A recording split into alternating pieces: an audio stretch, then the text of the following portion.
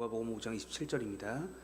그 후에 예수께서 나가사 레이라 하는 세리가 세간에 앉아 있는 것을 보시고 나를 따르라 하시니 어떤 것을 버리고 일어나 따르니라.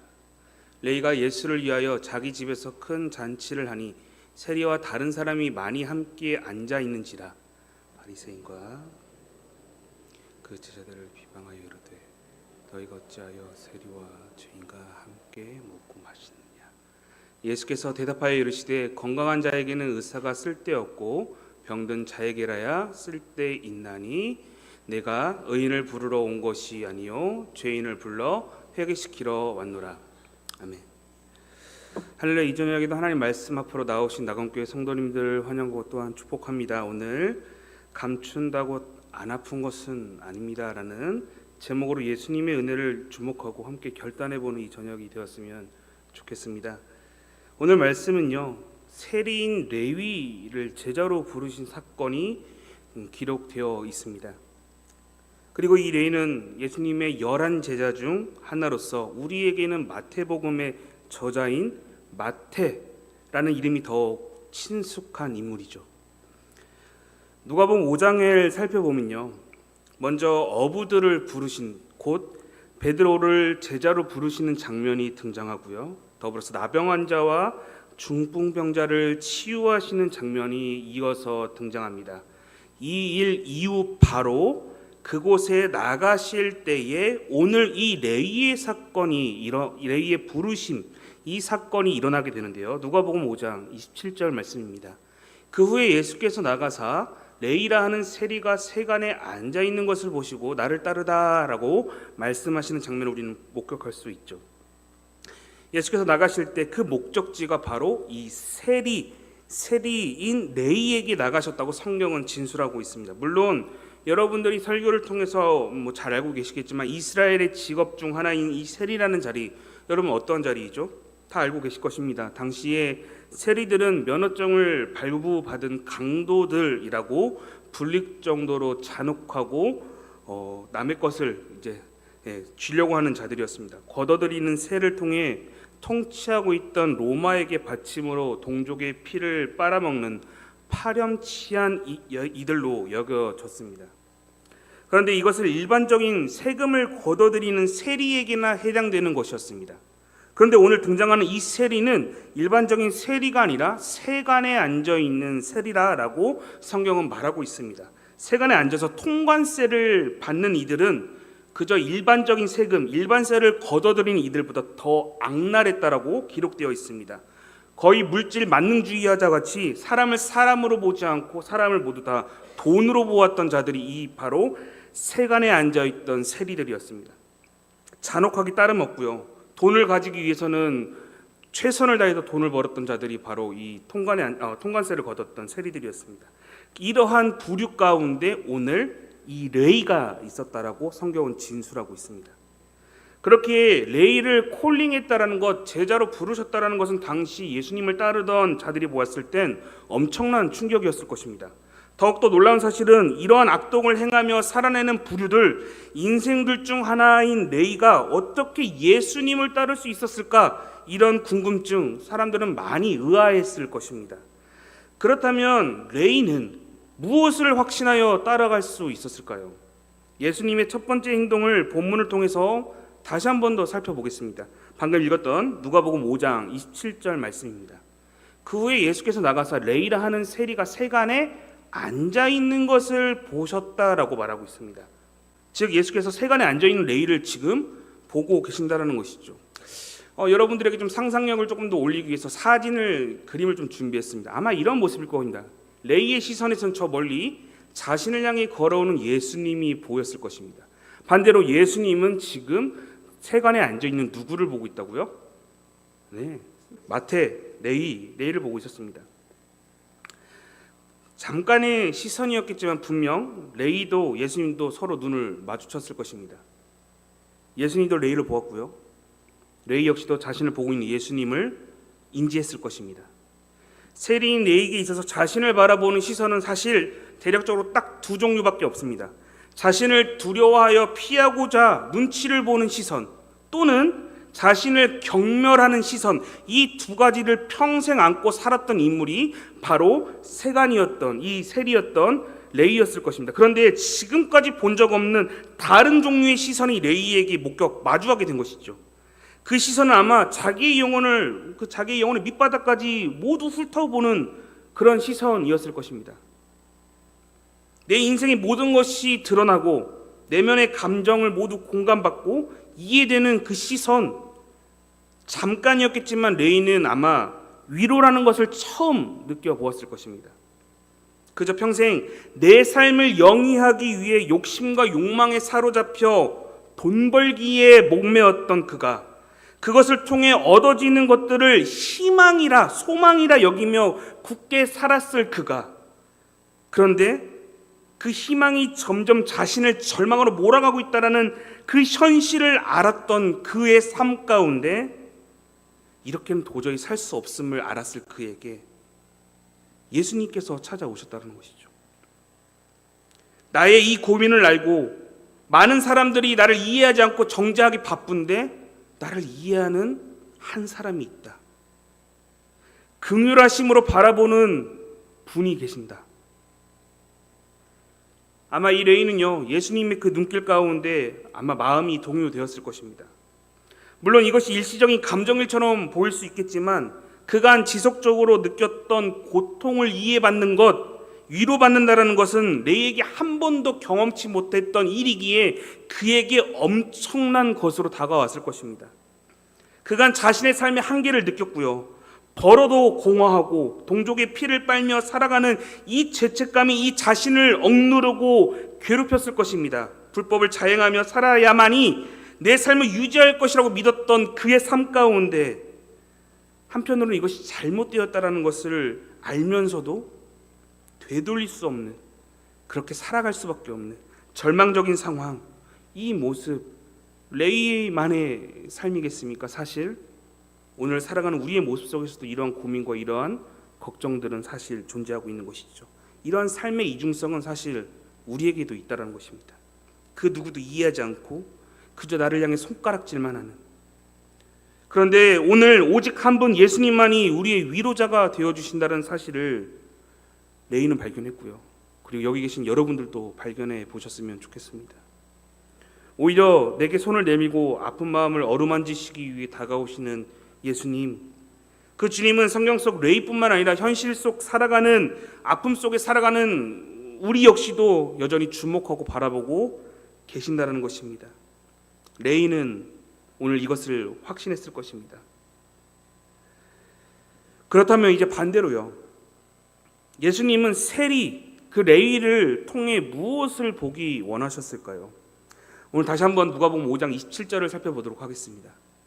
그 후에 예수께서 나가사 레이라는 세리가 세간에 앉아있는 것을 보셨다라면서 세간에 앉아있는 그를 보셨다라고 말하고 있습니다. 여러분들 잘 알다시피 성경은 그저 있었던 일을 기록하는 것에 의미를 둔 것이 아니라 어떠한 의미가 담겨져 있기 때문에 세세하게 기록된다는 사실을 여러분 알고 계실 것입니다.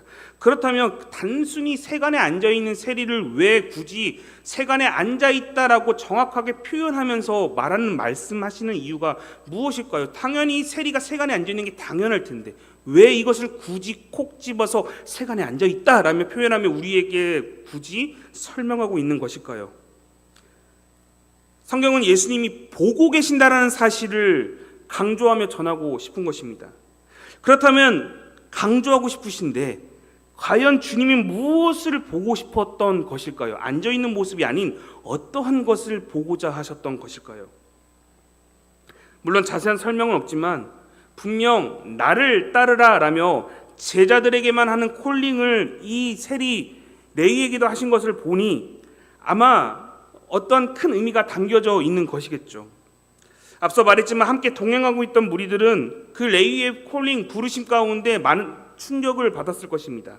세리라는 이유만으로 혐오의 대상인데 예수님의 제자가 되어 따라다닌다는 것은 예수님을 따르는 이 무리 자체 전체가 혐오의 대상이 될 수 있다는 사실인 거죠.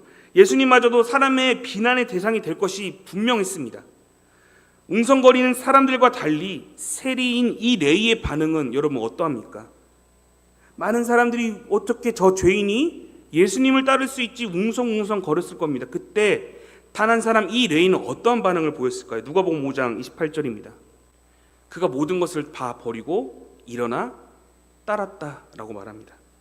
예수님의 콜링에 곧바로 그는 그 자리에서 일어나 모든 것을 다 버리고 따랐다라고 말합니다. 물론 여러분들이 이 성경의 이야기 너무나도 잘 알고 있는 스토리이기 때문에 따랐다 알고 있습니다라고 말할 수 있죠. 그런데 여러분 조금 더요, 여러분의 삶이라고 좀 생각하면서 이 이야기를 좀 접해 보았으면 좋겠습니다. 당시 세리들은요, 세리를 걷던 그 자리에서 벗어나면요, 다시 세리로서 복직하는 것은 불가능했다고 합니다. 다시 돌아올 수 없다, 다시 세리로 돌아올 수 없다는 것은 무슨 의미입니까? 통관세를 받으며 잘 살았던 그 시절로 돌아갈 수 없다는 것입니다. 이미 사람들에게 손가락질을 받고 있기에 다른 장사, 이직을 하여 다른 행위를 하거나 다른 일을 한다는 것은 너무나도 어려운 일이었을 것입니다. 왜냐하면 사람들의 시선, 따가운 시선이 있었기 때문에. 지금 레위는 세리를 간두고 예수를 따라가 사역을 하다 실패하면 이게 돌아갈 곳이 없는 자입니다. 성경에서는 자세히 설명하지 않았지만 그럼에도 레위는요, 예수님을 따르게 되었다고 말합니다. 과연 주님에게서 그가 무엇을 보았고 무엇을 확신했기에 따를 수 있었던 것일까요? 물론 많은 사람들에게 대하는 장소, 세관이라는 곳이 많은 사람을 대하다 보니까 주님의 소식을 접하는 것은 그에게 어렵지 않았을 것입니다. 예수님이 어떠한 일을 했고 어떠한 기적을 부으셨는지 그도 들었을 것입니다. 그러나 그는 듣는 것으로만 아마 끝나지 않았을 것입니다. 혹시 내가 예수를 만나게 된다면 공허함 가운데 가득 찼던 내 인생이 바뀌지 않을까? 어쩌면 나와 내 가정이 지금과 다른 방향으로 바뀌지 않을까란 작은 소망을 품었을 것입니다. 그리고 그 작은 소망이었던 예수를 만나는 것, 그 소망이 이루어졌다는 것이죠. 물론 성경에서는 이런 내면의 목소리를 다루고 있지는 않습니다. 단순히 저만의 상상일 수도 있죠. 그러나 확실한 것은요, 현재 자신의 자리를 박차고 나가면 두 번 다시 돌아올 수 없는데 누려왔던 돈과 성공과 물질적인 소득이 더 이상 없고 그 전과 같이 지낼 수 없음에도 불구하고 예수를 선택했다는 것이죠. 작은 소망이었던 예수, 마음에 품고 있었던 그 예수를 선택했다는 것이죠. 세리로서 누릴 수 있는 모든 특권과 이익을 포기할 만큼 예수에 대한 소망이 가득했다는 것입니다. 그 마음 가운데 예수에 대한 소망이 가득했기에 그렇게 따라간 것이죠. 그런데도 따라간 것입니다. 예수님은 이 장면을 아셨기에, 이 레위의 모습을 보기 원하셨기에 레위를 향해 나아가신 것입니다. 레위의 이 마음을 보셨기에 세간에 앉아있던 공허함 가운데 그저 하루하루를 보내며 있던 그를 향해 찾아가 나를 따르라, 나와 함께하자 라고 말씀하신 것이죠. 동일하게요, 우리의 믿지 않는 가정, 남편이나 자녀들, 분명 예수를 만난다면 반드시 변화될 것이며 레위처럼 주님을 따르는 자리에 설 것입니다. 그렇기에 믿지 않는 내 가족의 마음 가운데 예수라는 소망을 둘 수 있도록 이 저녁 여러분 함께 기도하셨으면 좋겠습니다.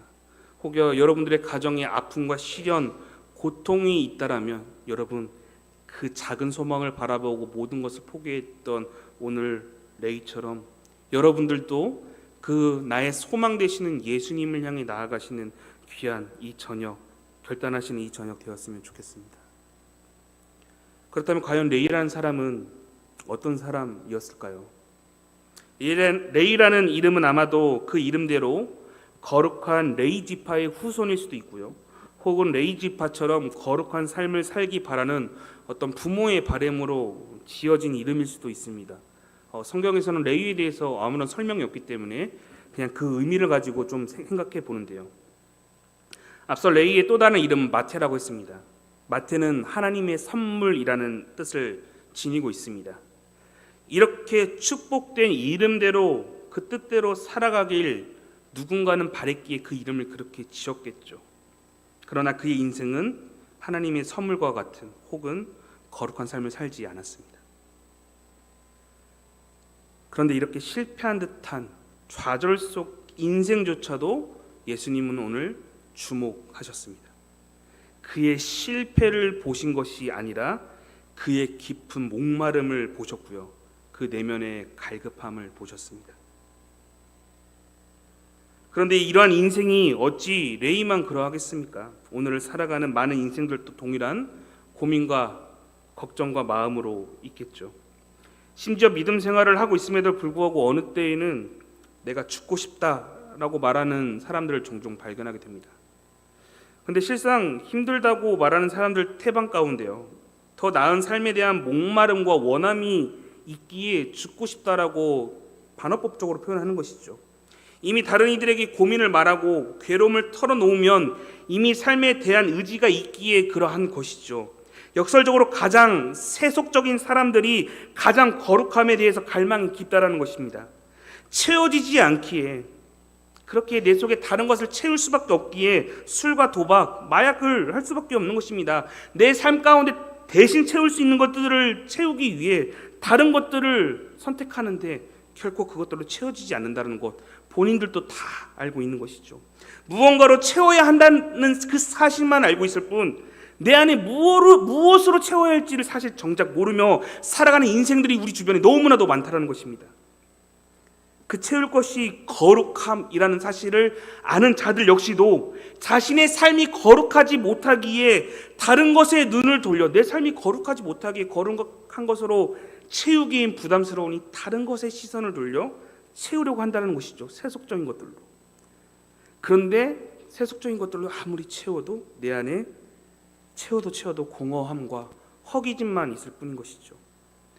이렇듯 많은 인생들은요, 모든 사람들은요, 마음의 병을 가지고 있습니다. 갈급한 레이만 마음의 병을 가지고 있었던 게 아니라요, 오늘 살아가는 우리 모두가 다 마음의 짐과 마음의 병을 가지고 살아가내고 있습니다. 그렇기에 주님이 오늘 마음의 병을 가지고 있던 레이를 향해 찾아온 것입니다. 그는 스스로 찾아갈 수 없었기에 포기된 인생을 그냥 놔두시면 안 될 것을 예수님께서는 알고 계셨기에 찾아간 겁니다. 주님은 레이를 긴급한 환자로 보셨습니다. 격리되어야 할 나병 환자는 목숨을 걸고 예수님을 찾아왔고요. 중풍병자는 친구들의 도움으로 침상을 옮겨 예수님 앞에 나왔습니다. 그리고 그 후에 이 사건이 일어날 때 레이는 자신을 도와줄 아무런 인간관계도 없었고 혹은 자신의 도덕성과 선함 그 어떠한 무엇으로도 예수님께 나아갈 수 없었습니다. 두 다리가 멀쩡했음에도 불구하고 그는 어떠한 낯짝으로 어떤 면목으로도 예수님께 나아갈 수 없었다고요. 나아갈 변명거리조차도 찾을 수 없었습니다. 주님께 나아갈 자격을 찾지 못했고 돌이킬 수 있는 자리에 설 수 없다라고 생각했던 그때 그 레이에게 그 마음을 아시고 예수님은 찾아가셨다고요. 다른 사람들은 예수님을 찾아올 때 마음의 병으로 찾아갈 수 없는 그에게 예수님은 찾아가셨습니다. 아무리 사람들에게 손가락질 당하고 경멸과 지탄의 대상이 된다 할지라도 불안감에 오늘 또 허덕이며 사는 삶이라 할지라도 내가 예수님께 나아간다면 혹은 돌아간다면 과연 내가 정죄당하지 않을 수 있을까? 제대로 된 신앙으로 내가 회복하며 오늘 또 살아낼 수 있을까? 그 불안감이 찾아온다 할지라도 실수로 잠시 동안 주님을 따르지 않고 세속적인 삶에 잠시나마 발을 담그고 있다가 이제 돌아가고자 하니 너무나도 부끄럽고 다른 성도들의 반응이 어떠할까? 다른 성도들이 나를 바라보는 시선이 어떠할까? 그것을 의식하며 주춤거린다 할지라도 예수님께서는 내일을 바라보듯이 우리의 마음의 병을 보시고 즉각 달려오시는 분이 바로 예수님이시라는 겁니다. 그리고 그 주님은 오늘 또 이 시간 여러분들을 찾아오셨습니다. 주님은 우리의 인생의 의사가 되시는 분이십니다. 여러분 믿으십니까? 아멘. 나를 고치시고 돌이키도록 도우시는 분이십니다. 그렇게 예수님은 우리의 과거를 묻지도 따지지도 않으시고 그저 나와 함께할 그 미래를 바라보시면서 현재의 내 삶 가운데 개입하시고 간섭하시고 찾아와 변화시키는 것이죠. 그리고 레위와 같은 위치, 레위와 같은 포지션에 있는 사람들, 그리고 단순히 막연함과 막막함에 오늘 또 살아가는 인생들을 잊지 않으시고 영적인 고아와 같은 외롭고 쓸쓸하고 영적인 처량함에 빠져 살도록 놔두시지 않으시고 오늘 또 예수님은 우리 가운데 찾아오신다는 사실을 여러분 기억하셨으면 좋겠습니다. 본문 누가복음 5장 29절입니다. 레위가 예수를 위하여 자기 집에서 큰 잔치를 하니 세리와 다른 사람이 많이 함께 앉아 있는지라 라며 레위가 지금 큰 잔치를 열었다라고 말하고 있습니다. 예수님을 만난 레위는요, 기쁨과 감사함으로 자신의 집에서 아주 성대한 큰 잔치를 열었습니다. 어찌 보면 자신의 인생이 바뀐 날이기에, 주님을 집으로 모신 귀한 날이기에 그는 아주 거대하고 성대한 잔치를 벌였을 것입니다. 그런데요, 이 잔치에 초대된 사람들을 좀 살펴보니 세리와 다른 사람이라고 지금 표현되고 있습니다. 보통은요, 제자들이나 여러 무리와 함께 어울리셨는데 오늘 조금 본문에서의 설명은 좀 다릅니다. 세리와 다른 사람들이라며 다른 부류의 사람들과 어울리셨다라고 성경은 표현하고 있습니다. 자, 오늘 이 같은 본문을 다루고 있는 마태복음을 같이 함께 볼 건데요. 마태복음 9장 10절입니다. 이 부류에 대한 사람들이 정확하게 나오는데요. 예수께서 마태의 집에 앉아 음식을 잡수실 때 많은 세리와 죄인들이 와서 예수와 그의 제자들과 함께 앉아 있었다라며 지금 이 잔치 가운데 많은 세리와 죄인들이 있었다는 사실에 대해서 성경은 말하고 있습니다. 이 부류의 사람들은 바로 세리들과 죄인들인 것이죠. 이 잔치에는 단지 몇 명만 초대된 것이 아닙니다. 정말 수많은 세리들과 정말 수많은 죄인들이 함께 앉은 자리였습니다. 주님은 이들과 어울리시면 안 될 것 같은데 함께 잔치를 누리셨다라고 말합니다. 과연 주님이 이들과 함께 식사하셨을 때 점잖고 거룩한 식사가 이어졌을까요? 아닐 것입니다. 분명 세속적이고요, 상스럽고 저속한 이야기들까지도 다 나왔을 것입니다. 오늘 내가 조금 더 돈을 벌 수 있었는데 아쉽다라며 그 세리들끼리의 그 알고 있는 그 내용들을 서로 나누면서 복음과 전혀 상관없는 이야기들이 세속적이고 계산적인 이야기들만 그 자리 가운데, 그 잔치 가운데 가득 찼을 것입니다. 그럼에도 예수님은 그들과 함께하는 것을 거북하게 여기시지 않고 거부하시지 않으셨습니다. 오히려 성경은 즐거워하셨다라고 말합니다. 물론 세속적인 이야기를 즐기신 것은 아니겠지만 레위라는 한 영혼이 주님 앞에 돌아왔다라는 사실을 기뻐하셨고요, 부족하고 너무나도 철없지만 그럼에도 영혼들과 함께할 수 있음에 예수님은 기뻐하셨을 것입니다. 그렇기에 마태복음 11장 19절의 말씀처럼요, 인자는 와서 먹고 마시며 말하기를 보라, 먹기를 탐하고 포도주를 즐기는 사람이요 세리와 죄인의 친구로다 하니 지혜는 그 행한 일로 인하여 옳담을 얻느니라 라며 예수님을 향해 먹기를 탐하고 포도주를 즐기는 사람이라며 손가락질 받는 것, 세리와 죄인들의 친구, 이렇게 비판받는 일 따위 예수님은 아무렇지 않았을 것입니다. 주님은 진심으로 죄인들과 함께하길 원하셨고요, 이 자리를 즐기셨고 그들과 함께하길 원하셨습니다. 굳이 그렇게 하실 필요가 없는데 그렇게 하셨습니다. 굳이 그렇게 하실 필요가 없는 것, 이것을 우리는 은혜라고 말합니다.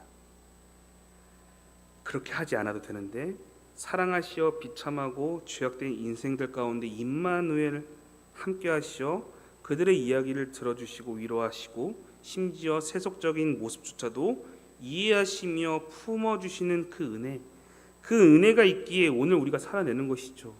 여러분, 오늘 이 세속적인 이 모임이요, 레위 이야기가 아닙니다. 여러분들은 세속적이지 않으십니까? 여러분들의 바깥 모임은 레위와 다릅니까? 항상 경건하고 정결하고 거룩한 모임만 가지십니까? 사실 레위 이야기를 통해 우리의 이야기를 성경은 하고 있습니다.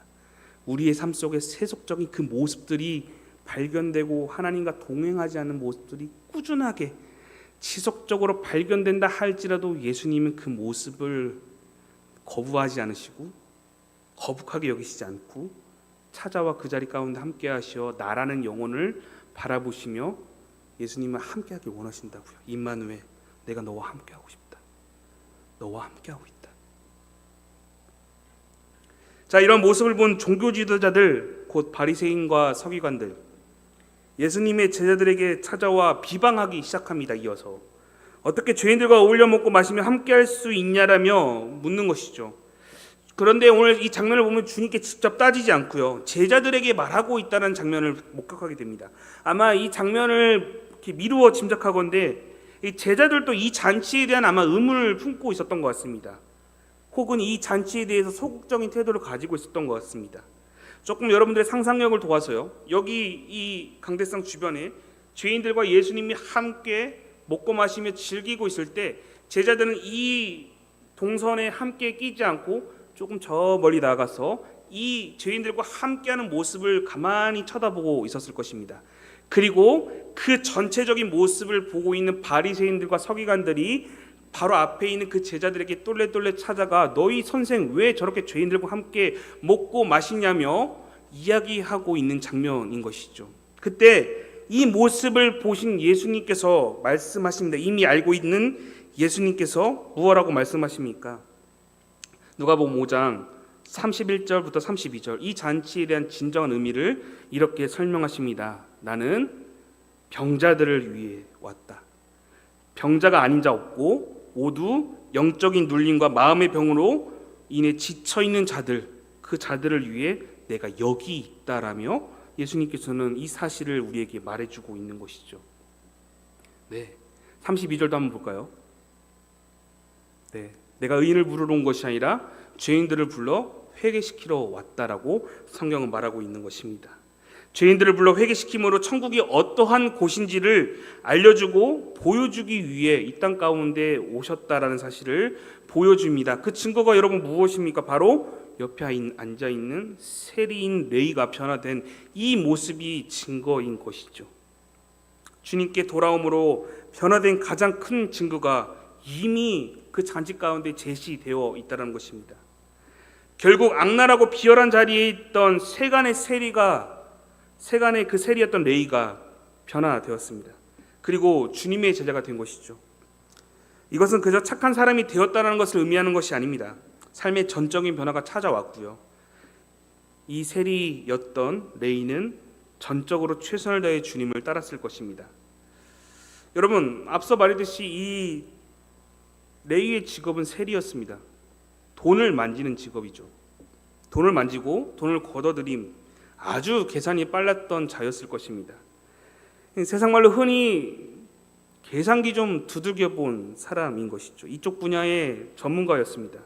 그렇게 자신의 분야를 살려 그는 예수님의 사역 가운데 돈깨 맡은 자를 맡았으면 아주 잘했을 것입니다. 그런데 그는 어디에서도 돈을 맡거나 돈을 만지거나 자기의 분야를 살리거나 자신의 감정을 드러내는 일들이 등장하지 않습니다. 자신의 최대 약점이 될 수 있는, 언제든지 레위에게 유혹으로 찾아올 수 있는 그것들에 대해서 레위는 접근하지도 않고 최선을 다하여 예수님을 다른 방식으로 섬기고 따르게 되는 것이죠. 심지어 성령의 은혜로 레위 본인이 전술하게 된 마태복음에서는 끊임없이 자신을 죄 많은 세리였음을 숨기지 않고 드러냅니다. 자신은 죄인이자 세리로서 창녀와 같은 불이었다는 사실을 누락시키지 않고 그는 그대로 자신의 마태복음 가운데 설명합니다. 오늘 우리가 읽은 성경은 누가복음입니다. 이 누가복음의 저자는 누가인데요, 누가도 이 잔치에 참여한 이들을 향해 세리와 다른 사람들이라며 조금은 이렇게 레위의 약점을 가려주기에 좀 순화된 모습으로 이렇게 소개하고 있습니다. 세리와 다른 사람들이 그 잔치 가운데 있었다. 그런데 실상 레위인 마태가 본인이 쓴 마태복음 9장 10절에는 이렇게 표현하고 있는 것이죠. 마태복음 9장 10절입니다.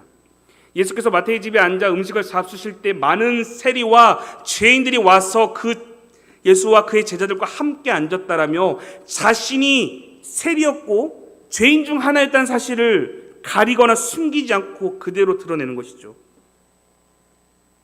더욱 놀랍게도 레위 마태는요, 마태복음 저술할 때 구약 성경을 가장 많이 인용한 사람이었습니다. 물론 예수님이 메시아이자 구원자라는 사실을 뒷받침하기 위해 인용한 것들이죠. 그런데 더욱 놀라운 것은 율법을 잘 알지도 혹은 배운 적 없을 것 같은 그가 최선을 다해서 예수님 알기를 힘썼고요. 성경을 배우려고 또한 전하기 위해 최선을 다해 노력했습니다. 마태는 구약 말씀을 대략 130회 정도 인용했다고 말해지는데요. 그는 그 인용한 것을 통해 예수님은 나의 왕이시며 통치자이시며 우리의 주관자라는 사실에 대해서 전하였습니다. 그것도 자신을 세리라 비웃고 손가락질했던 유대인을 대상으로 마태복음이 쓰여졌습니다. 사랑하는 성도 여러분, 병든 자에게 찾아온 예수라는 의사를 통해 고쳐지고 치유되고 삶이 온전케 되니 여러분 어떤 일이 벌어졌습니까? 마태에게 어떤 일이 벌어졌습니까? 예수와 동행하는 삶으로 살아가니 그에게 놀라운 역사가 찾아왔습니다. 과거 레위 마태는요, 환자였습니다. 그런데 이제 마태는 또 다른 의사가 되어 다른 환자들에게 예수란 약을 처방하는 자가 되었습니다. 절대로 자신의 것을 포기 못하고 살 것 같던 그 인생이 바뀐 것처럼 오늘을 살아가는 우리도요, 예수라는 약을 통해 반드시 변화되어야 하고 우리의 가정과 생업에 놀라운 일이 예수라는 약을 통해서 일어날 것임을 여러분 믿으셔야 합니다. 이제 좀 말씀을 정리해 보려고 하는데요. 세리였던 레이가 세간에 앉아서 인생의 덧없음과 갈급함을 가지고 막연함으로 자리하였듯 오늘 여러분도 목마름과 삶을 더 이상 어떻게 내가 살아가야 할지 모르며 답답함에 오늘 또 살아내고 있지는 않으십니까? 어느 때에는 내가 원치 않게 사람들의 시선을 이렇게 주목해야 할 때도 있고요. 손가락질 당할까 두렵기도 하고 수군거림과 상처받을 것에 대한 두려움으로 사실 오늘 여러분 살고 계시진 않으십니까? 여러분 솔직히 아프시잖아요. 솔직히 아프시잖아요. 사실 아프고 계신 겁니다, 여러분. 안 아픈 척 감춘다고 능사가 되는 게 아닙니다. 여러분에게 의사가 필요합니다, 여러분. 여러분의 내면의 병, 마음의 갈급함, 거룩하지 못한 내 삶에 대한 고민과 좌절, 여러분 더 이상 숨기지 마시고 의사에게 보여줘야죠. 예수 그리스도라는 의사에게 여러분 영혼의 목마름 이 저녁 주님께 아뢰며 치유받는 귀한 시간이 여러분들의 삶에 있기를 소원합니다, 여러분. 말도 꼬이네요. 네, 여러분 이것 때문에 주님이 이 땅 가운데 오셨습니다. 여러분의 그 마음을 세간에 앉아 있는 세리를 보셨듯 지금도 여러분을 주목하고 바라보고 계십니다. 그리고 그 주님은 여러분의 인생에 찾아와 오늘 또 부르시는 것이죠.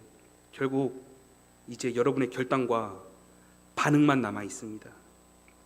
예수께서 오늘 여러분을 향해 나를 따르라, 내가 너와 함께하고 싶다라는 그 부르심 가운데 여러분은 오늘 또 마태의 고백과 행동처럼 모든 것을 버리고 즉각 일어나 따를 수 있는 믿음이 있는지, 그리고 그 믿음이 우리의 가정 가운데 있는지 점검하시면서 세속적인 것들로 위안받고 살아내는 것이 아니라 진정한 위로 되시는 예수님을 소망으로 두고 따르는 우리의 자녀들, 우리의 가정 되게 해달라고 여러분 기도하시는 이 귀한 저녁 되셨으면 좋겠습니다. 이 저녁 여러분의 영혼과 내면의 아픔을 주님께 내어드림으로 위로받고 회복되는 여기 계신 나군교회 성도님들 되시기를 소원합니다. 잠시 기도하겠습니다.